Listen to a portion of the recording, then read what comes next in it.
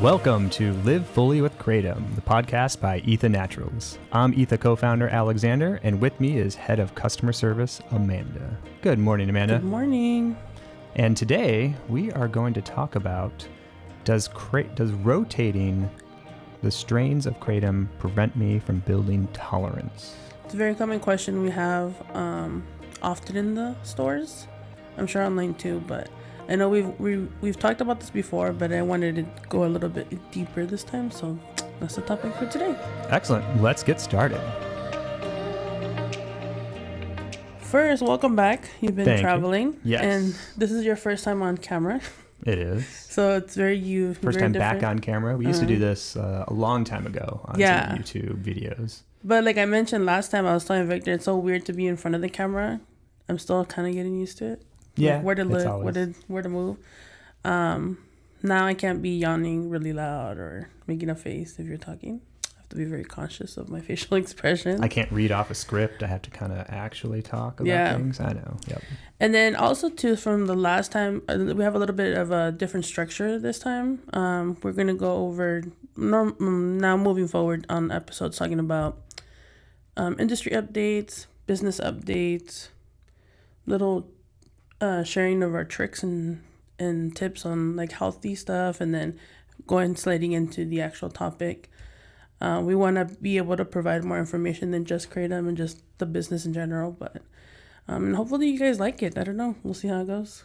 Excellent. So first update is industry update. Is that what we're going for? Mm-hmm. So we're looking for any industry updates regarding to Kratom. Yeah. It looks like there is some kind of allegation about Robert Simmons. I'm not really sure if Victor put these notes in, so I'm not that familiar with this update. Yeah, I mean, this is there's kind of a bias to put any negative news about Kratom in the mass media, and that's just to try to demonize Kratom, and we've seen this for years. This is building up. And in general, it's very hard to make any conclusions about a case report. I mean, case reports are notorious for not being good science to drive policy. And that's because when you look at, say, one individual, there's a lot of complicating factors that one individual person may have with, say, a substance. And so if I just kind of read through, some of what happened here, that somebody consumed a Kratom product and they had a medical event.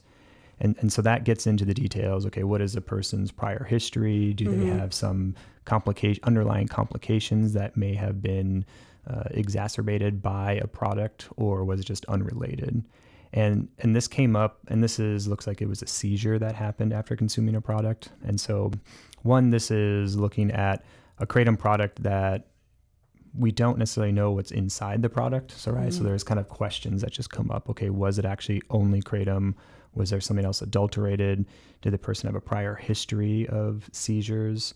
And that's something that Dr. Edward Boyer, who testified at the Guthrie case, hearing case, and he brought up they have seen that there are a population of people that are, say, predisposed to having certain conditions, using certain products to try to mitigate those conditions. So then it kind of becomes the question, well, did this product cause that problem, or is it a subset of a population that has underlying health conditions gravitate towards certain products, and then because they have a higher instance of these medical events, well, did Kratom cause it, or did Kratom just not be able to stop the underlying condition? And so that's where there's a lot more details need to come out to really understand what happened, what was going on. So it's really hard to comment or really understand it until we let a lot of those cases and the details come out about it. That's actually not funny or interesting that this topic came up. I'm barely getting over a cold, so I was looking for remedies, of course, something natural, and I found out that oregano oil is really good to overcome colds because how it's antibacterial, all these things. Yeah, oregano oil is a lot used for colds, for like boosting the immune system and under the tongue. Toe fungus, all these things. And it made it seem very great, blah, blah, blah. So I bought some, of course I took some. But then my mom started getting sick, my sister-in-law, my dad, and not my mom, but my sister-in-law and my dad have diabetes. But then when I went in a little bit deeper in the research, it said if you were like on blood thinners If you're diabetic, be careful because it can lower your sugar levels. Just as a natural thing. Okay. And then if you're on blood thinners, I think it'll counteract with it. So it's kind of the same example of like based on your history or what you have or don't have, maybe even something so natural just like oregano oil, very basic, very common, can make a different, or you can have a different outcome, very much like kratom based on your history. You might have a different outcome than others. Doesn't mean that it's like a bad thing. You just have to make sure that you do your research, maybe talk to your medical professional, make sure that you're good and all that stuff. And then, you know your body the best. So yes, it kind of connected those two things. Because I was like, oh, so I had to tell my sister-in-law because I didn't realize it affected diabetes, or the oregano oil could affect diabetes. She was fine. But I told my dad, no, you can't take it. You're going to have to take traditional medicine. So yeah, I mean, and this does also touch on a point of there are still kratom products out there, including this one that it looks like is involved in this particular issue, that they're not necessarily labeling the product in an effective way of warning people of, hey, this is kratom. Yeah, talk to your healthcare professional, understand that this does have pharmacokinetic effects, understand what it does to your body. There are still, unfortunately, products out in the market that are just saying, oh, this is kratom, and not really providing information and education about it. And so that is something that Edward Boyer also talked about, that there are going to be lawsuits coming against companies which are actually funded by venture capital firms because they make a lot of money doing this. And it's one of those things of there's always going to be that risk of companies or VC firms just trying to make money. And so they'll target things and companies that are doing maybe not providing enough education, not doing label properly. That does not mean that, kratom itself is a bad product. It just means that there are products out there that should be changed from that labeling and everything from warning, educating standpoint. I think in general, we just need to be better at labeling stuff. Because even when my brother was given opioid stuff, when he had an injury, many years ago, he had to go to the ICU. He's like, hey, because obviously I work here. So he's like, hey, what are these things? Help me figure out how to take it. And I was really surprised that they let him leave the hospital without giving him really much guidance, how much to take, when to stop if he felt a certain way, or how much not to take so he doesn't have some kind of effect or anything. They're just like, here, there you go. The instructions are on the label. And I'm sure the pharmacist talked to him before when he picked it up, because I think that's the protocol of like the person brings you the medicine, the pharmacist kind of gives you a brief, but doesn't have time to go into deep explanation, especially based on their history. They're not sitting there with them. And then even also too with the oregano oil on the labeling on the bag didn't really show what I then found out later once I went in deeper, because with my dad I'm a little bit more protective because he has so many moving parts to his health right now. So I was like, let me dig a little bit deeper to see if you can. I mean, I'm not a doctor, but I can do a little research.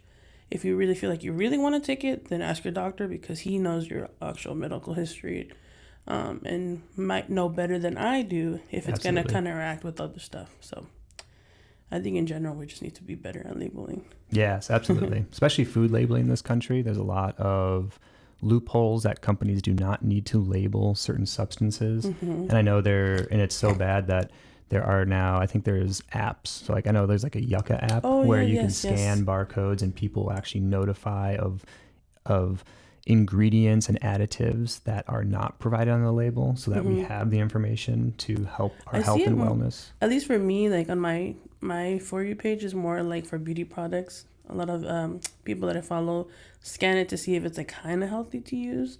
I've never actually used it for food, so yeah, I mean it is a good app because it provides the information. I would say that the score rating system that it gives is not always the most informative, because it tries to make a scale 1 out of 100 how healthy it is. Yeah. But sometimes it will downgrade the health of something because it has high fat in it, which fat in itself is not bad, or it'll say it has high calories.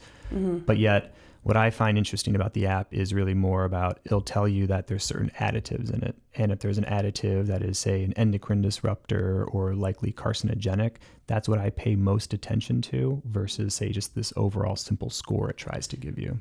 Talking about labeling and stuff, I just saw TikTok. Of course I saw TikTok, but I haven't had the time to actually really look into it. But they're talking about the red dye. I never understood the issue with the red dye until I saw TikTok. Something about some kind of mite that they take, that it's like a dried, some kind of bug, and then they crumble it down to make that red dye, so it could be considered natural food coloring.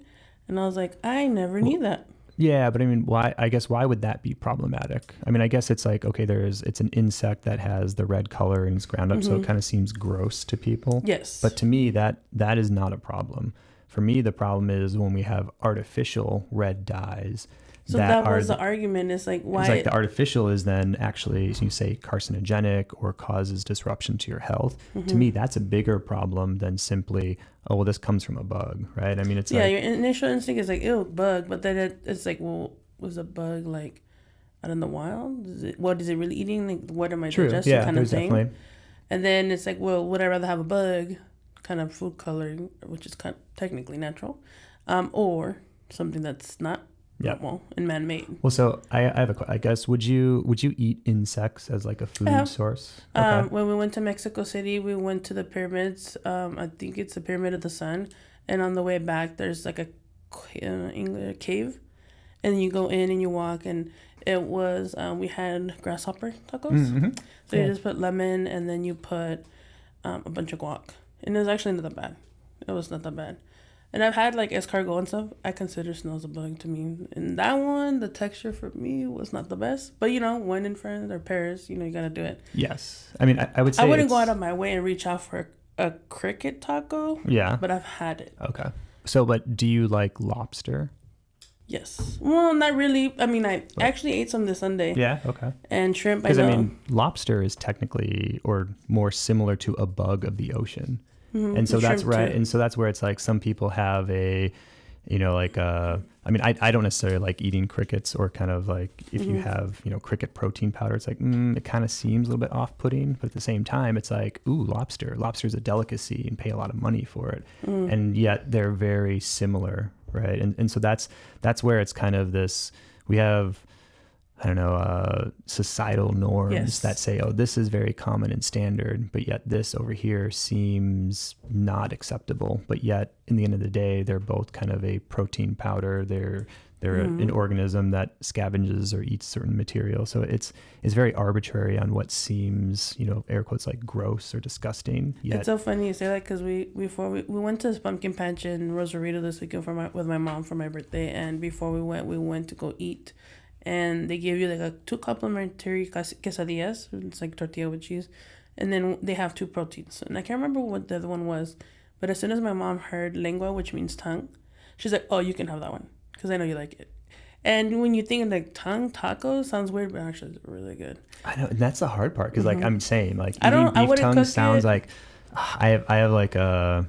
Yeah, I don't like the reaction I get when I think about eating tongue, but the times I've had it, it tastes really amazing. Good. And it's no different than eating a ribeye steak or any other part of a cow, but yet there's just kind of a weird feeling about it. I will buy it to eat it, but I don't think I'll ever make it, because just to like have to boil the tongue and then peel it, and then that's too much for me.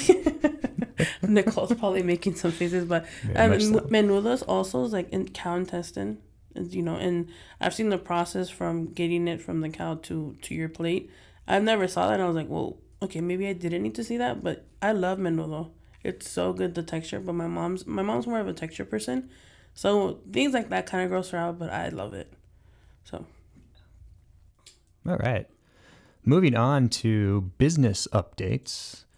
Our ETHA retail stores are now on Yelp, which is great job, team, getting that all figured out and getting us on Yelp. So please, if you're a customer and you love our customer service, love our staff, love Amanda, Maribel, please reach out and leave a review for us. It really helps us and kind of helps us get the word out and get more health and wellness to more of the people in our community. Yes. And of course, we are now on video. And so we will be getting back on YouTube.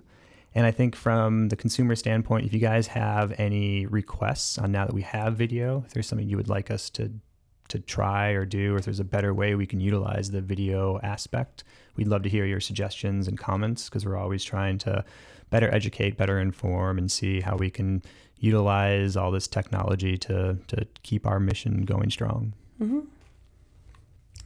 Yeah, you can see us now. And so we're going to be doing some kind of like testing, and you'll see Victor's reaction and our reaction and all that stuff. So that's going to be exciting. Recipe formulation. Great. Yeah, it'll be fun. Yeah, we had our meeting while you were gone, and I'll fill you in, but there's going to be more opportunities for us to actually be able to show people things and be more of a visual education too, other than just audio. So I'm excited.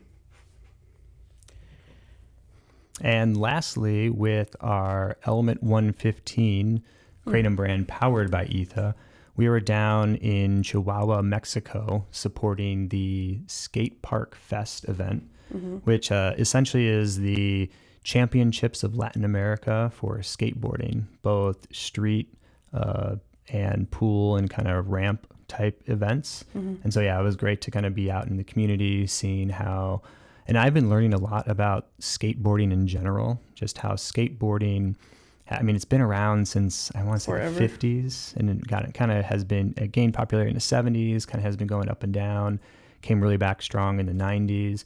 And it seems like there's this revival of skateboarding going on. And I didn't just realize how much skateboarding actually influenced The culture. movement. Yeah, there was like a really big just movement of, I mean, skateboarders were some of the first athletes to start filming the tricks.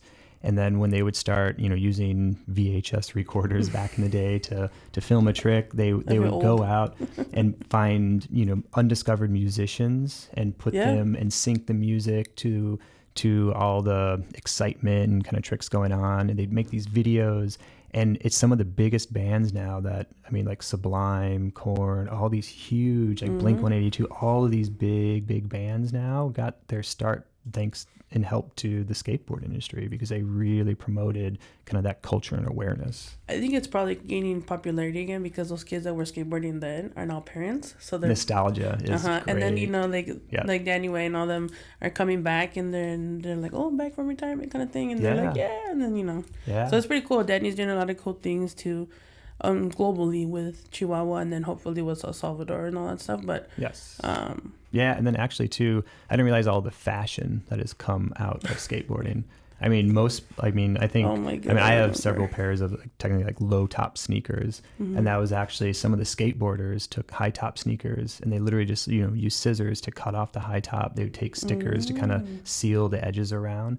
And that kind of became this fashion trend that is at least in Southern California, very common to have of the skateboard style low top sneakers. Did you ever buy or look or see, I think it was Oasis and Etnies shoes, where it was like a low, like a Converse, like a low, I guess low top, but the tongue of the shoe was super padded, so that when they would skateboard and they did the flips and their kicks, it wouldn't hurt them. Because my cousin had those, and I think Danny DC shoes also. Danny, he did all that stuff, and then Famous Stars and Straps DC. Like my cousins were so into it, so I wasn't like super engorged into it, but I know like here and there. I never really was familiar with everybody, but I do remember the street style, the shoes, the baggy pants, the Famous Stars and Straps. Oh my God, those things were like so popular. But yeah, the shoe, the intention of the shoe having that, I always thought it was weird that the shoe just looked super like, I guess, swollen, but the purpose of it is so that their feet wouldn't get the kick of it when they would be flipping the boards and all that stuff. Yeah, that's cool. Did you have fun? And it was a great experience for sure. Have you learned Spanish yet? I feel like you've been down there so many times that you should know a couple phrases. Sadly, yeah, I have not learned Spanish. I have a very elementary understanding and speaking ability at best. So tell Bird and Carlos to start speaking to you in Spanish, and I can too. Maribel too. And you can start learning so you can practice for your next adventure. Yeah. Do you see the terrified look on my face? That's like... Well, I'm glad you had fun. Did you have any like cool outings, eating or anything like that? Try something new this trip? Not as much. I mean, I did have it. I can't remember the name of the drink, but it's essentially a drink to help kind of recover electrolytes. And so suero? Is it mineral water with salt and lemon? Yeah, it was so good. And so it's just like a fresh lemon. My favorite drink It's so ever. It almost tastes sweet. It's bizarre because it's just a fresh lemon squeezed into the bottom of a cup, add ice, add mineral water and salt. And It tastes amazing, and especially crispy. on a hot day when you're sweating out and you need the water and electrolytes. It's You drink that like when phenomenal. you want a soda, but you don't want all the added sugar and stuff. Yes. And so if you go to any Mexican restaurant and you go, can I have a suero preparado, means prepared drink. Okay. With the suero. It's mineral water, and you kind of like Topo Chico. Well, I mean, Topo Chico by itself is amazing. So the mineral water is a good, just there's been a fiel and all that with. stuff, but you just get a suero preparado, and it's just the mineral water, salt, and lemon. And then think of it like kind of like a ranch water drink, which is everything minus a tequila, but you can add tequila to it, and it's really, really, really, really good.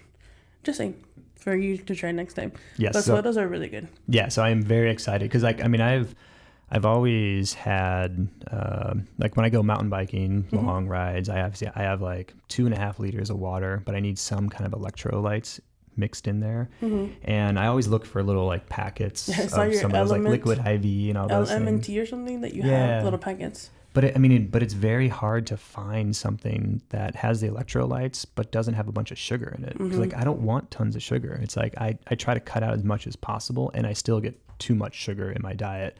Yeah. And so it's so nice to have suero. Suero. Suero. Suero. Almost like sweater, but without the W. Okay. Perfect. Yeah. So now since I've been back, I've made it like twice last 2 nights just to have something different. And with that, it's absolutely it's really amazing. Good. So I'm glad you discovered. Yep. Health tip: if you're looking for electrolytes and you don't want a bunch of sugar, try lemon, salt, and mineral water, and it is phenomenal. If you want to jazz it up, add some tequila in or mezcal, and it's really good too. I don't know if that's a health tip, but that is okay. It's good that way too, because when you go to drink.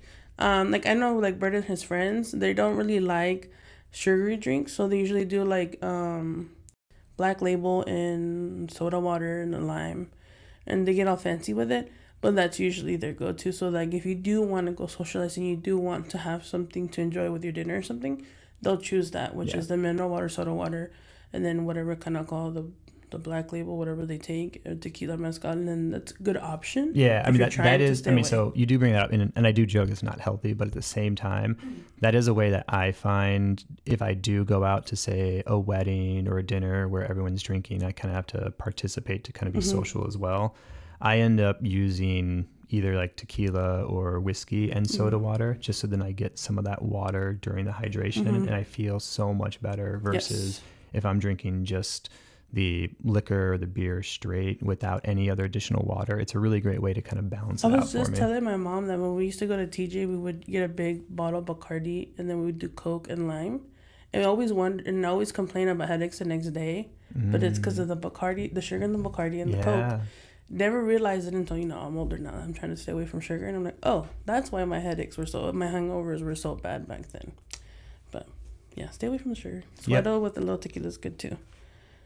Okay, you just want to jump into the topic then? Yeah, let's jump into the topic. So the topic is, does rotating Kratom strains prevent tolerance? Yes. So in the store, usually when I get a new customer, I, ask, how did you hear about us? Like a little background so that I understand what they're looking for. Because I've come to find out after many years here, a lot of the times the way we do Kratom is very different than other brands, which is fine. There's no right or wrong way. We just do it a little bit different. So when they come in looking for something specific, they're basing it off of what they're used to at another place. And I have to explain to them we use lab tests and the profiles and all these things. And then after I give my spiel, they give me their feedback. It's always like, oh yeah, I rotate strains because I feel like I get a tolerance from it. So that's why I hop between like white and red. And I was like, well, to us, those are two totally different things. So if you take one and then the other, you're going to have a totally different experience. And that's the common question is like, oh, well, I don't take too much because then I create a tolerance and then I don't feel the effect anymore. And what I've noticed, my unprofessional opinion is a lot of the times when somebody who has that background that has used opioids or anything or any other alternatives, they tend to feel like they are getting a tolerance to Kratom because that's what their body, kind of like a muscle memory kind of thing, mentally and physically. But again, I'm not a professional, so I don't know if that's really true. Just talking to people every day, that's kind of like a common theme that I see. And then once I kind of explain them that, then they're like, oh, I guess that makes sense. I guess my body, it's like Sasha who used to smoke. Maybe if she does smoking again, then maybe it's like a muscle memory. Like, oh, I do feel relaxed, but do I feel relaxed because of the ritual to it? Or do I feel relaxed because you're smoking? Yes. Yeah, there's a lot of complexity to it, right? Because there's kind of the pharmacokinetic side, and then there's the human, I'll say wemotional side. Yes. Where mind over matter. Our minds, our experience is very powerful, and so we can really affect our physical state, and our understanding of how we interact with the world can really be influenced by our mental state and how we perceive it. There's a placebo effect too, even like maybe with coffee. Like, I don't feel like the coffee gives me anything. I just had a couple sips of this Kratom tea that Victor does and 8 tablets of sunrise, and I instantly feel more aware and alert. But I had to get a stupid coffee before this. Why? I don't know. It's because it's just a habit, a ritual, something that I have to do. A step I have to do it to get into work, because in my head, I can't come to work without a coffee. Right. I don't know why. So that's kind of hard to explain sometimes to customers. So I just kind of want to break down the science part on your side and how, if that's true or not, or what is your thoughts on it, or how would you explain it on the scientific side to a customer that switching strains may not cause the pain tolerance, or maybe it does. I don't know. Yeah, I mean, there's several complicating factors. So one that we discovered or kind of made aware early on is that because a lot of Kratom out in the marketplace is not regulated, there's not a lot of testing that used to happen. And that is complicated because people can think they're getting the same variety or the same potency of Kratom, but it could just be that they get a batch of Kratom from their current vendor and it has lower alkaloid percentage in it because it does vary naturally.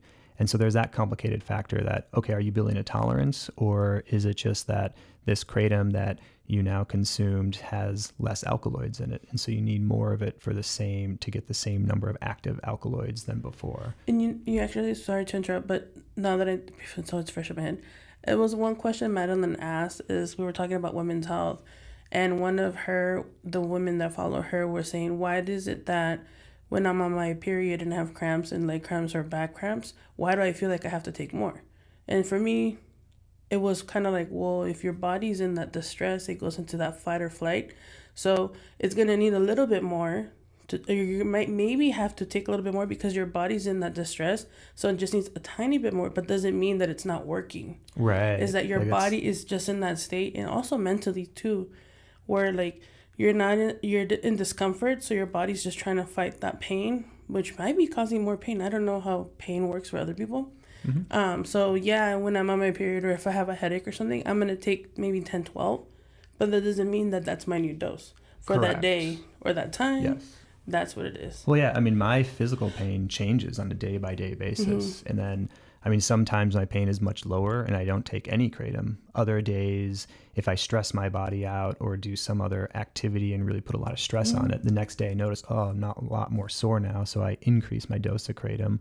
And that just kind of is, the pain level changes on a day-by-day or week-by-week basis. And I've been saying that forever since we started the podcast, that Mang Da for me doesn't work on a day-to-day. But if I take my nephew to the zoo, and I say this all the time, if I take him to the zoo, Disneyland, I always take Mang Da because I know it's going to be a longer day on my feet. So I'm going to need that extra little push to get through the day. Yes. So I think that's a good way of explaining it. Maybe for people who have had that background, that have utilized Kratom to overcome other ways of relieving their pain, would that be something that's normal to them to feel that their tolerance to Kratom? I mean, from your opinion? I mean, on the pharmacokinetic side, classic opioids are notorious for building a tolerance very, very quickly, like within a day or a couple of days. Like, it happens very fast for some people. What does that mean? And like maybe one or two won't be as helpful as one, or they have to take more in order to feel that relief? Yeah, so in general, when people talk about tolerance to medications or opioids, they're talking about having to increase their dose of the medication to get the same pain relief. And a lot of what that most likely is due to is that opioids recruit beta-arrestin through their communication pathway.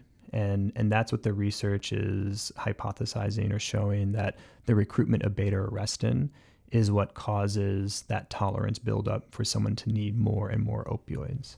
Now, kratom, the main ingredient, mitragynine, does not recruit beta-arrestin, or it does at a very, very low level. It's actually a G protein agonist, so it communicates through G protein. And so I don't know if it's a full kind of like one or the other. I think kratom, it's still more of a spectrum. So that could also be that while kratom is a G protein agonist, there could be some beta-arrestin interaction, which means that, there's always individuals have a different pharmacokinetic system in their body. And so there is individuality in how much it affects them.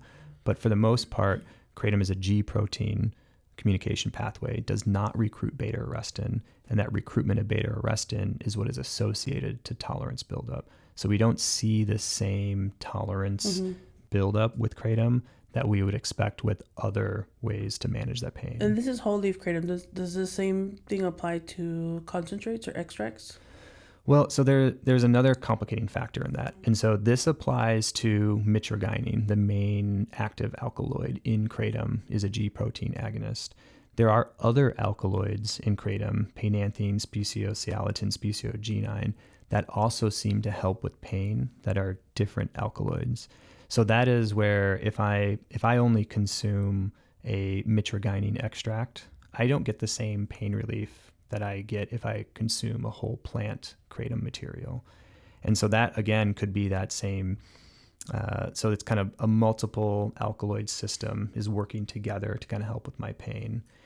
And as well as kind of the interaction of the body, how my body tolerates that, is also probably helping kind of use it better. And I would say that overall, I mean, humans are very, very adaptable. I mean, we can adapt to a lot of substances. We can adapt to strange sleeping patterns and still kind of keep functioning, right? And so it is maybe always 4 hours of sleep. Yeah, and so it is always good to understand that we're very adaptable. And sometimes, in every cycle in the human body, if we take something just like food and digestion, it's a good idea to let your body recover from that. So that's why intermittent fasting is a good idea, is because as you consume food, your body has to absorb it, break it down, utilize that food, put it somewhere. And then if you do an intermittent fasting, even just like overnight fasting or kind of not eating, 24 hours a day, your body is then able to take those nutrients, combine it, rebuild other parts. And so that's always something to keep in mind, is that everything in nature seems to be in cycles. So that's why we, are awake during the day. We kind of use our muscles. We, get a lot of the glutamate in the receptors, kind of activate the neurotransmitters. We feel very awake. And then that changes and then goes into GABA, which kind of down regulates the receptors. So your body is, kind of going through awake, doing something, then it kind of comes back and rests. So with that, so even though kratom is a G protein agonist, doesn't recruit beta-arrestin, doesn't show the same tolerance buildup as other alternatives, it is still always a good idea to know your body, maybe take some breaks, kind of adjust and kind of let your body reset. So that's where it's a complicated topic that is always, the answer is never always a yes or a no. It's, well, here's the information. It's mostly good in this side, but be aware of it and know that things are going to change. Be aware of the testing, be aware of your own body. Sometimes you may need more just because you have more pain. Sometimes you have less pain, so you use less. And that's where it's really understand your body and find out what works for you. And also, too, you and I, we utilize kratom 2 different ways. You have the chronic pain with your back and stuff. I don't. I use it more to get the mental clarity, the natural energy without the coffee, even though I still take the coffee. But like for you say the mitragynine, you don't, anything with high mit, you're going to not feel maybe the pain relief that you do if it's less amount of mitragynine, like our sunset. So for me, if I take that, then I'm more like really awake. And then I'll feel the pain relief, but mine is so mild that any kind of dose of any alkaloid will help fight it. Yeah. And also, go ahead. Oh, yeah. I mean, also for me on my pain side, because I have that chronic pain, I have some, of the acute pain that does help with mitragynine, but then sometimes my back gets really tight and the muscles kind of get really sore. So I'm really feeling like the soreness and the tightness of the muscles. And that's where kind of like Sunset really helps me with that secondary pain, I call it. And so, yeah, it's everyone is different. Yeah. And it's kind of hard to explain that to new customers.